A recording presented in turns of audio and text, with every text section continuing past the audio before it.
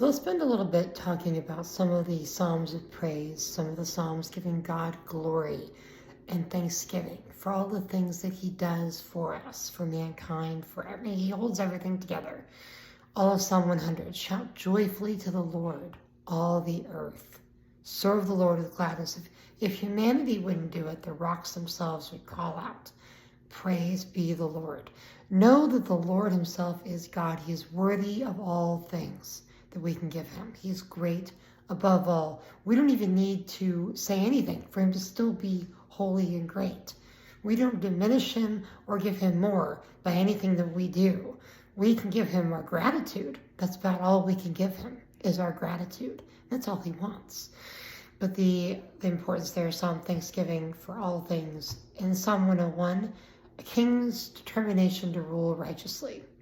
David's desire to live a righteous life before the Lord, giving heed to God in a blameless way, having no perverseness in his heart, his eyes being faithful to the land that God has given him. It's just, there's all those amazing parts in that passage.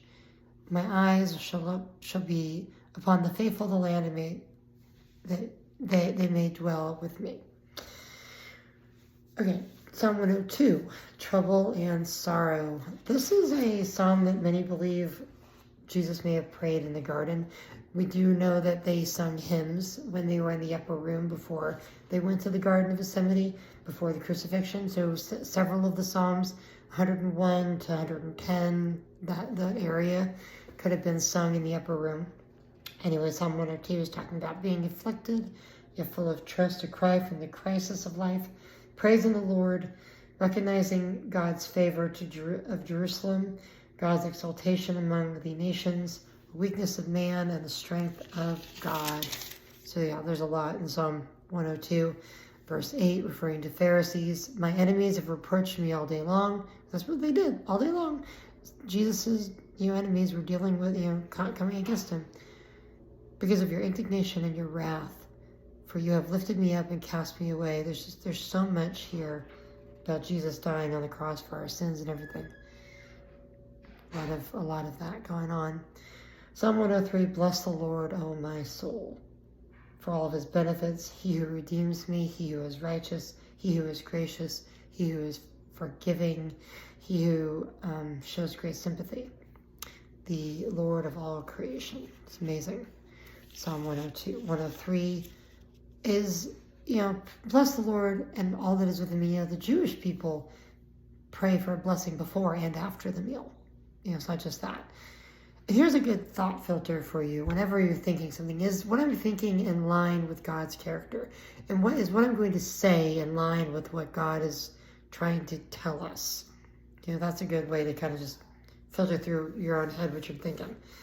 But I love Psalm 103, verse 12. As far as the east is from the west, so far as he has removed our sin from us.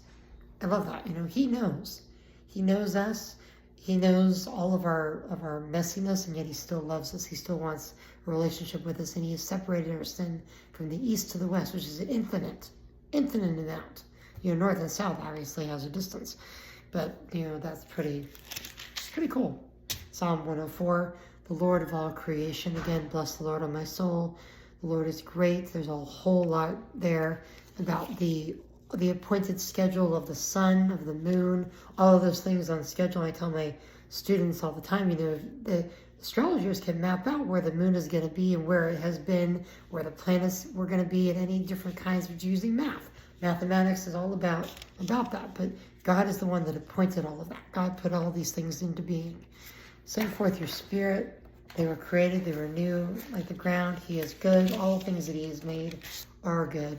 Psalm 105 is a huge psalm about the history of Abraham to Moses, God caring for Israel and taking care of them in Egypt through the patriarchs, getting them out of Egypt, the water being spilt in the wilderness. Anyway, that's Psalm 105.